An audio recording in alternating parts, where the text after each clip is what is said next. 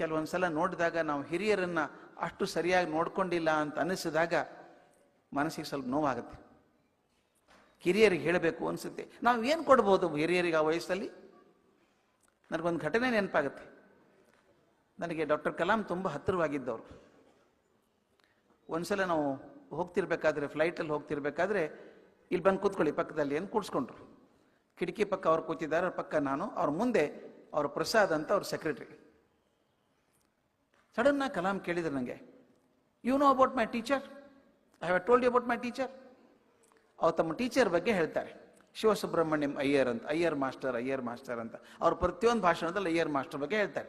ನನಗೆ ಗೊತ್ತು, ಅವರೇ ಒಂದು 10 ಸಲ ಹೇಳಿರ್ಬೇಕು, ನನಗೆ ಗೊತ್ತಿದೆ. ಆದರೂ ನಾನು ಇಲ್ಲ, ನನಗೆ ಗೊತ್ತಿಲ್ಲ ಅಂದೆ. Oh, I have not told you, ನಿಮಗೆ ಹೇಳಿಲ್ವಾ ಅಂದರು. ಮುಂದೆ ಕೂತಿದ್ನಲ್ಲ ಪ್ರಸಾದ, ನನ್ನ ಕಡೆ ತಿರ್ಕೊಂಡು ದುರ್ಗೊಟ್ಕೊಂಡು ನೋಡ್ದ.